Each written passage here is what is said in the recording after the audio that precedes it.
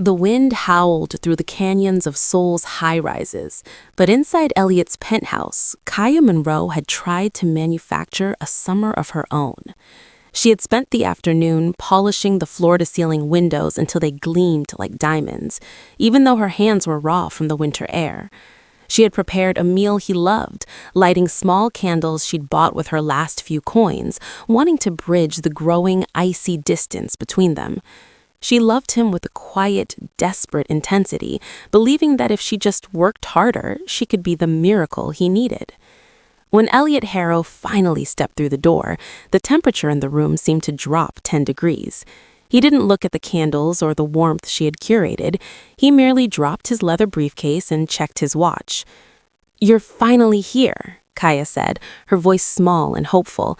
"I made dinner. I thought we could talk."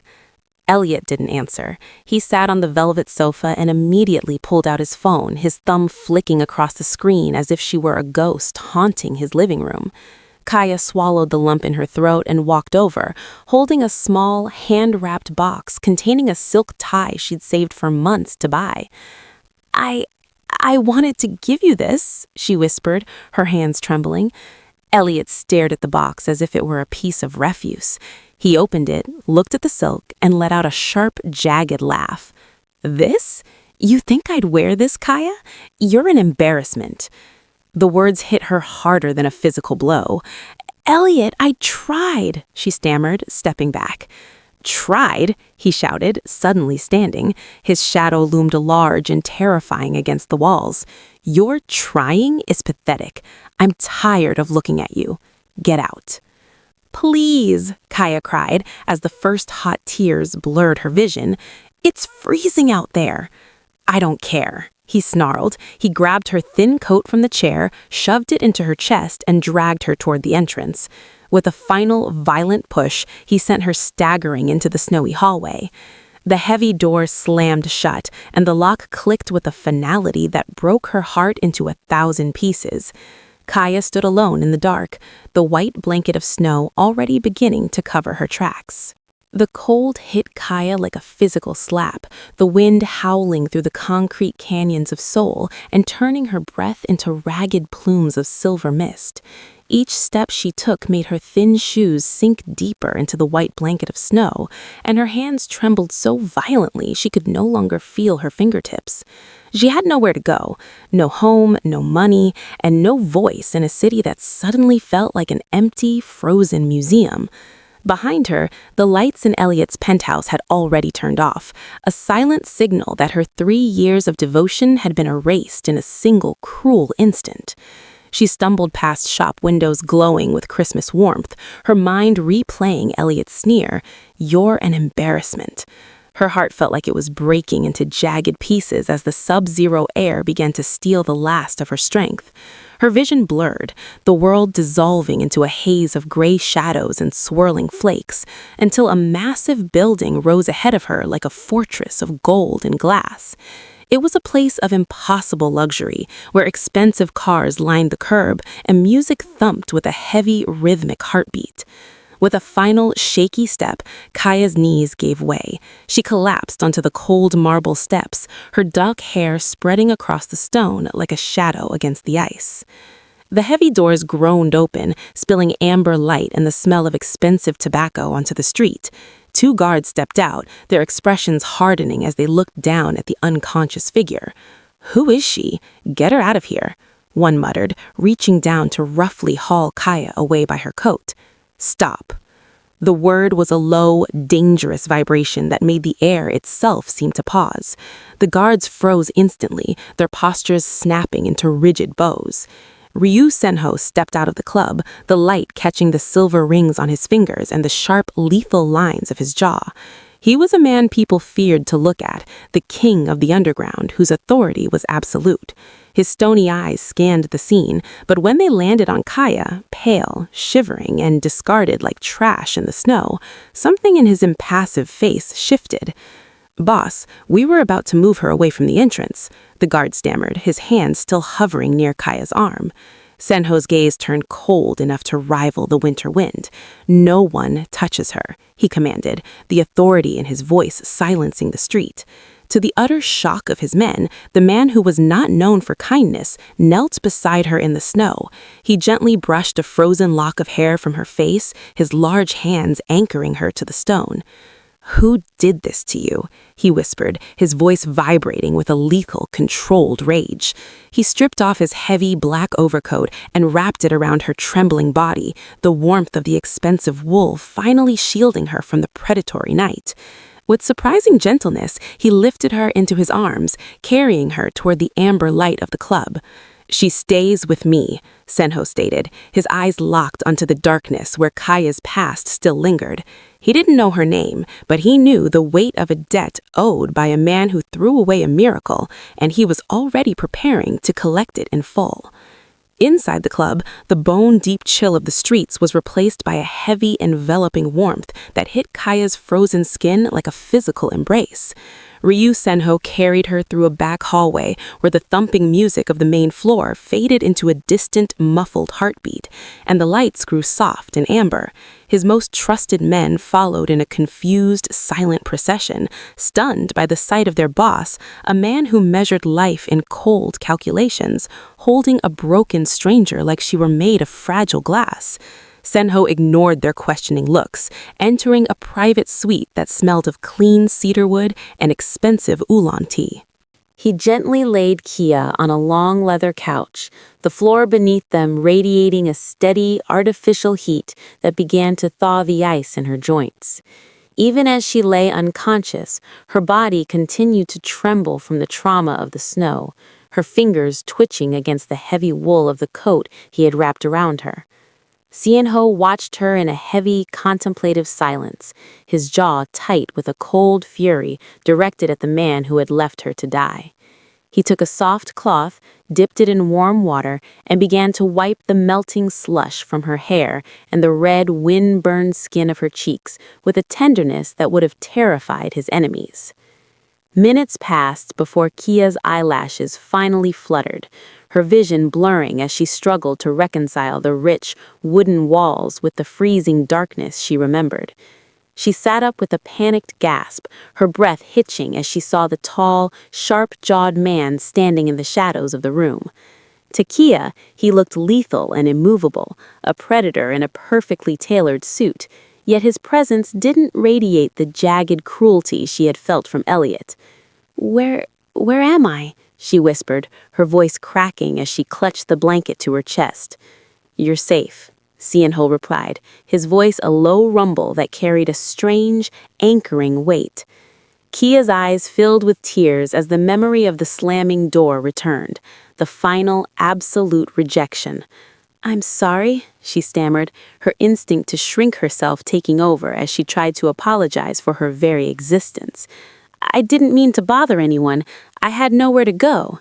Seonho stepped into the light, his expression unreadable, but his gaze focused entirely on her. "You weren't a bother," he stated firmly, his words cutting through her self-doubt like a blade. He watched her realize that the coat on her shoulders was his, a silent mark of his protection. When she asked why a man like him would help a disposable shadow like her, Seonho held her gaze with a lethal intensity. "Because no one deserves to cry alone in the snow," he said quietly. In that heated, silent room, Kiyah felt a tiny crack in the wall of her despair. For the first time since she had been thrown into the night, the world didn't feel dark and empty. It felt like someone was finally standing between her and the cold. Seonho placed a tray of warm food on Kiyah's lap, the steam from the soup rising like a gentle peace offering. The aroma was rich and savory, causing Kiyah's stomach to growl with a desperate, hollow sound that made her flush with embarrassment. She looked away, her fingers trembling as she picked up the spoon, but Seonho's voice was firm, grounding her in the moment. "Eat," he said, his eyes possessing a warmth that contradicted his dangerous reputation. As the first bite of the hot meal spread through her chest like sunlight, Kiyah felt the tears returning, though this time they weren't born of the cold. As she ate slowly, Seonho sat in the leather chair across from her, his presence a silent, immovable shield. He studied the way she winced when she moved her shoulder and the way she seemed to apologize even for the sound of her own breathing. "Do you want to tell me what happened?" he asked softly, his gaze locked on her with a surgical focus. Kiyah's hand froze mid-air, her eyes dropping to the bowl as the memory of Elliot's sneer returned. "My boyfriend, he threw me out," she whispered, her voice barely audible.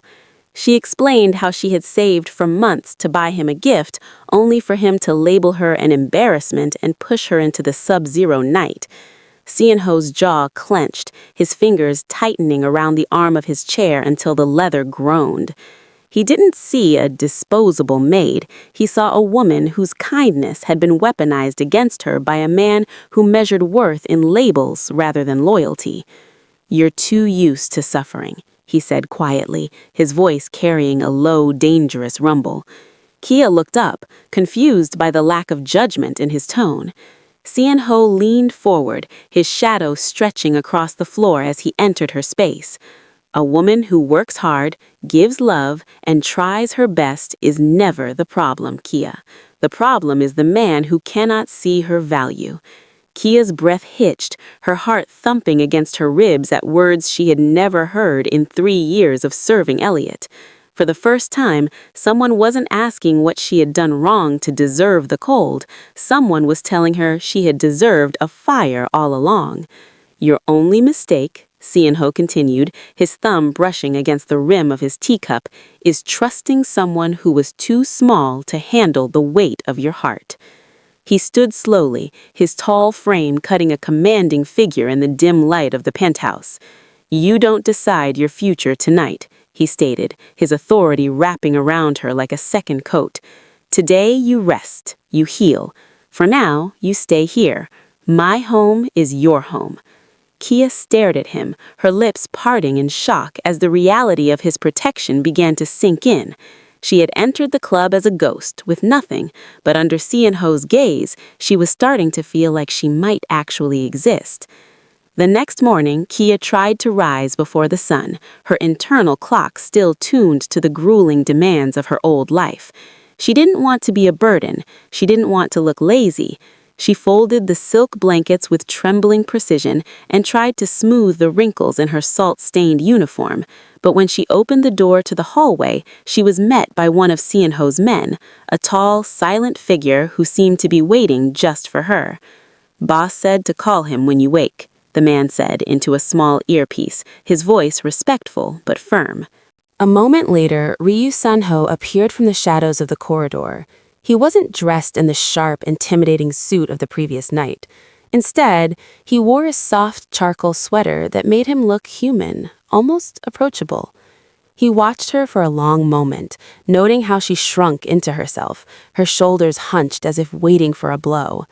"You shouldn't be walking around without proper warmth," he said quietly, his gaze sweeping over her tattered, thin maid's uniform. He led her to a sun-drenched dining room where a long table was filled with a spread that made Kiyah's heart stutter: toast, eggs, fresh fruit, and steaming tea. As she sat across from him, struggling with her chopsticks, Seon-ho stood and walked behind her. His fingers were warm as he guided her hands, a gesture of patience she had never known from Elliot. "You apologize for breathing," he murmured near her ear, his voice a low vibration. "You shrink yourself so others feel big. No one should live like that."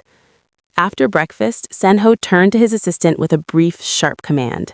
"Get her a coat, gloves, and shoes, the best quality." Kiyah began to protest, her instinct to decline any form of care flaring up, but Seon-ho simply held up a hand to silence her. "You deserve warmth," he said simply. When the delivery arrived minutes later, Kiyah's breath hitched. It was a coat made of thick, cream-colored wool, softer than anything she had ever touched in her life. She slipped into it, and the weight of the fabric felt like a shield against the world that had discarded her.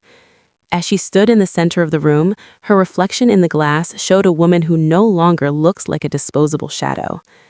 "Beautiful," Seon-ho said softly, his stony expression softening just for a heartbeat. Her cheeks burned with a deep, genuine heat.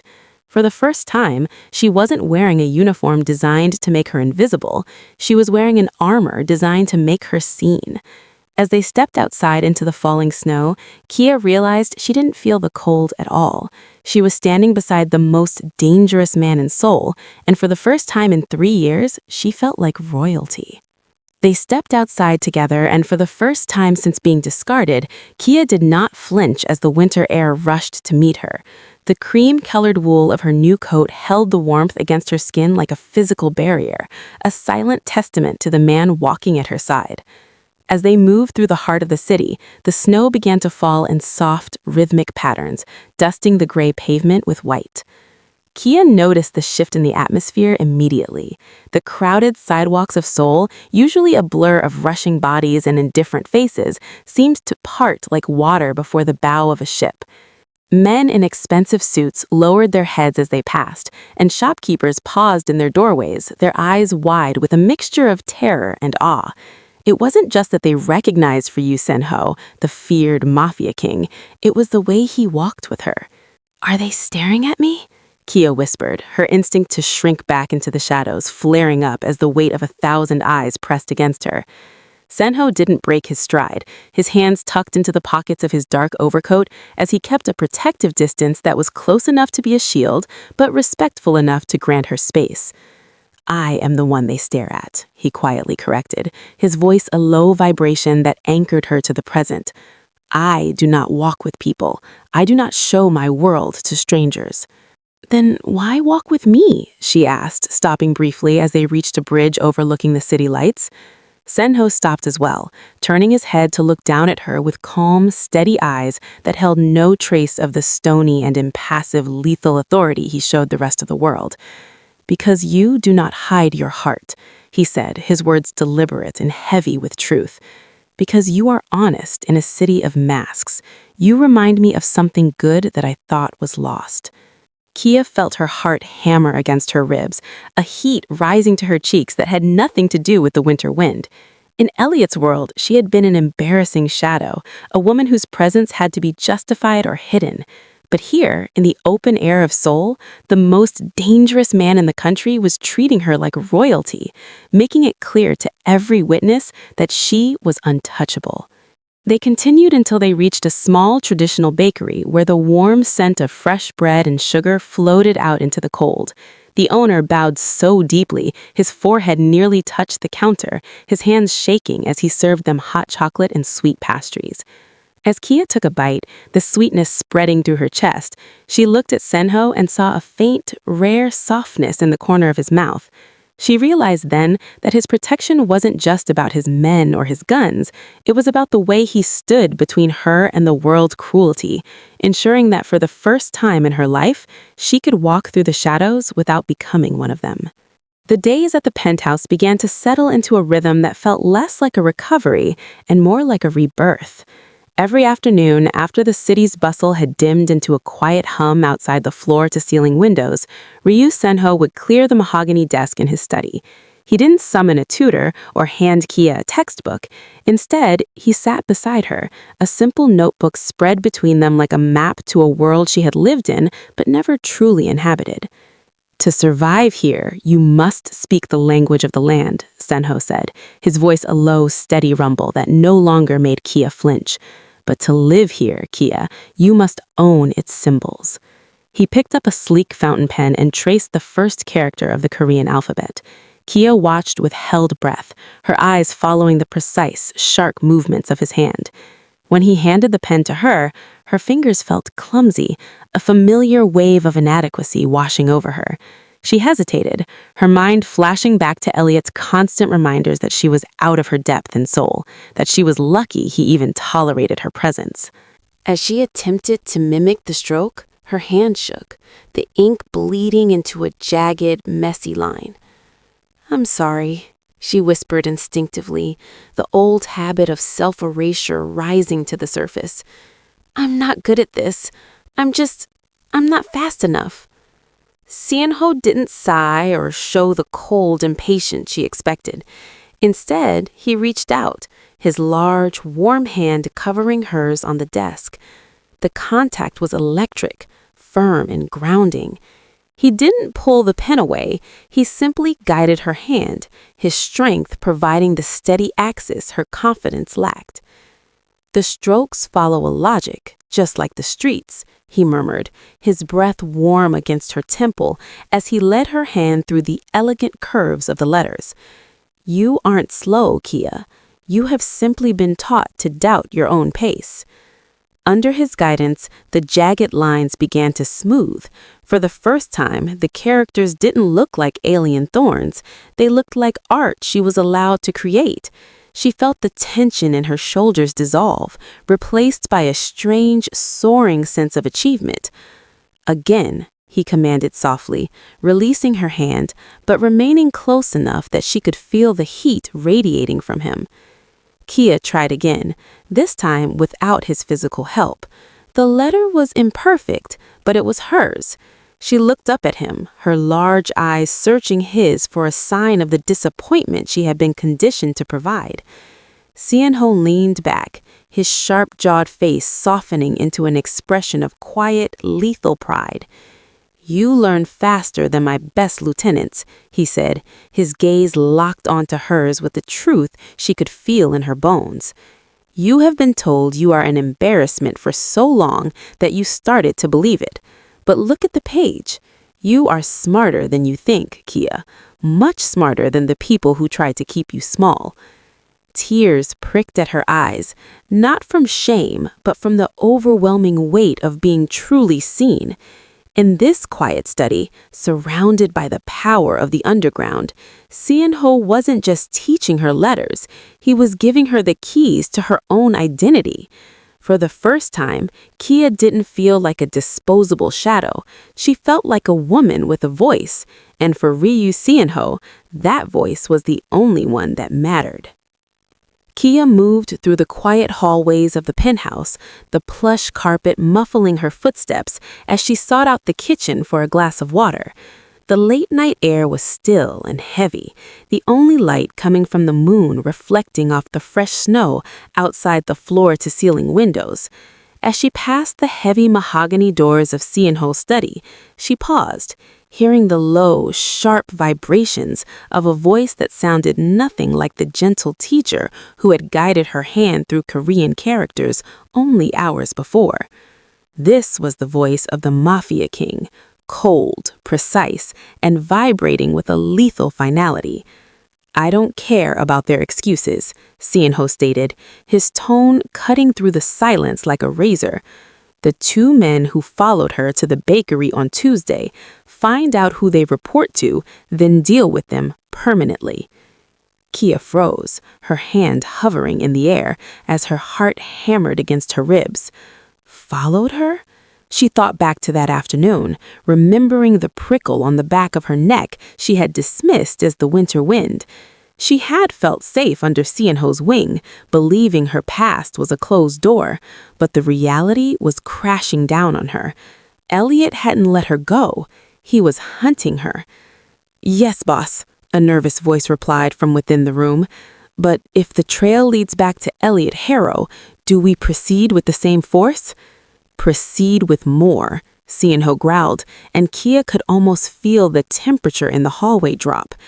"Elliot Harrow thinks he can discard a woman like trash and then send shadows to haunt her? He is about to learn that in my city, you don't touch what belongs to me."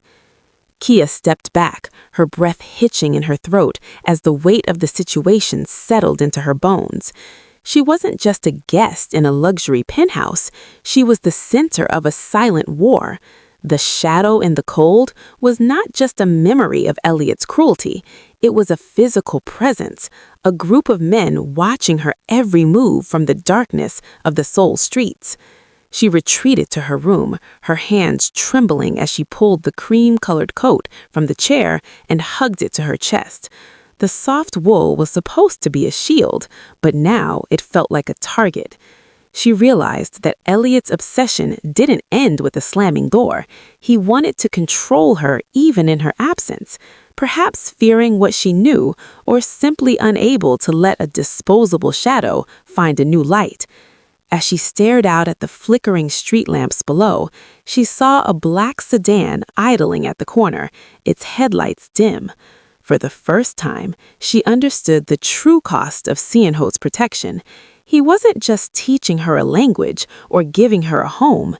He was standing between her and a man who would rather see her broken in the snow than happy in another man's world. The piece she had found was a fragile glass, and outside in the freezing dark, the hammers were already swinging. Kiyah did not wait for the morning to find her answers. The weight of what she had overheard, the lethal orders and the mention of Elliot's lingering shadows, pressed against her chest until she found herself standing at the threshold of Seonho's study once more. The room was dim, illuminated only by the amber glow of a single desk lamp and the cold blue light of the moon bleeding through the windows. Seonho was still there, a silhouette of hard edges and heavy secrets, staring out at the city that bowed to his name. "You should be resting," he said, not needing to turn around to know it was her. "I heard you," Kiyah whispered, her voice trembling like a leaf in the wind that once tried to claim her. "I heard about the men following me. I heard about Elliot. Seonho, I can't be the reason you're at war. I was a shadow when you found me, and I can go back to being one. If I leave, the target on your back disappears.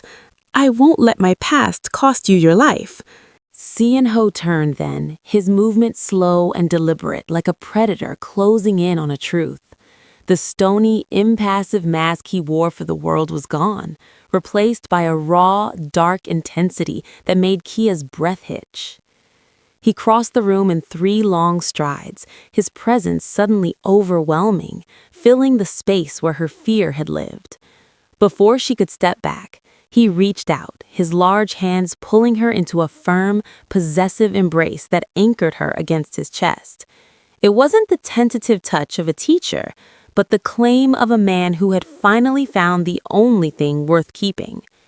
Kiyah's heart hammered against his ribs, her head resting just below his jaw, where she could feel the steady, dangerous thrum of his pulse. "You think your life is a currency I'm afraid to spend?" he murmured into her hair, his voice a low, vibrating growl. He pulled back just enough to look into her eyes, his hands remaining locked around her waist, refusing to grant her the distance she thought she needed for his safety. "I spent years in the cold, Kiyah.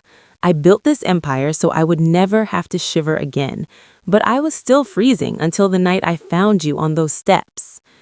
He leaned closer, his forehead resting against hers, his gaze locking onto hers with a lethal certainty. "You are not a burden to be discarded. You are the first good thing I have held in a lifetime of shadows." His grip tightened, a silent promise that the world could burn before he let her go. "Elliot Harrow didn't just throw you away. He handed me the only reason I have to stay human. Let them come. Let the whole city turn against us. I will protect you, Kiyah, even if it costs me everything I have built."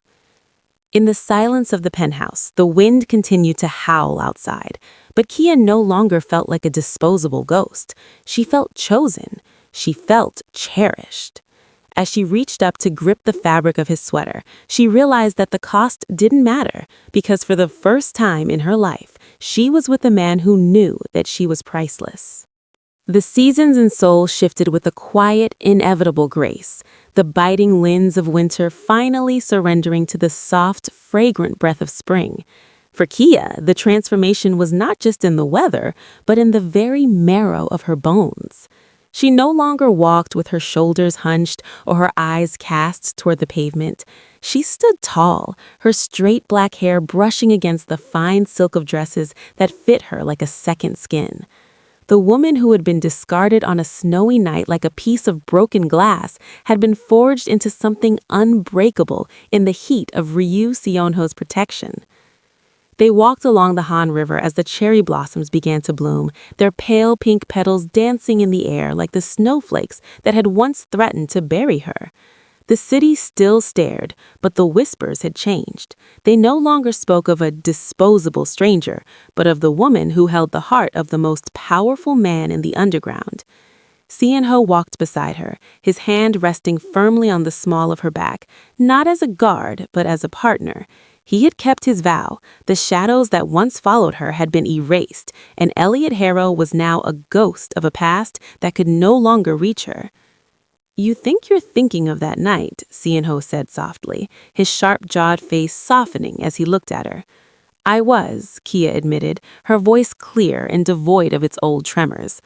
"I was thinking about how the cold felt like it was the only thing I deserved. I didn't think there was anything left after the snow." Seon-ho stopped, turning her to face him under the canopy of blooming trees. He reached out, his thumb brushing her cheek with the same careful reverence he had shown since the moment he found her. "The snow only revealed what was already there, Kiyah. You were never a shadow. You were always a miracle waiting for a man who was strong enough to protect you." Kiyah's heart hammered against his ribs, her head resting just below his jaw, where she could feel the steady, dangerous thrum of his pulse. Kiyah leaned into his touch, her heart full of a quiet, radiant power. She realized then that she hadn't just survived the winter, she had claimed it. She had found a love that didn't demand she shrink herself, but one that empowered her to fill the space she had been given.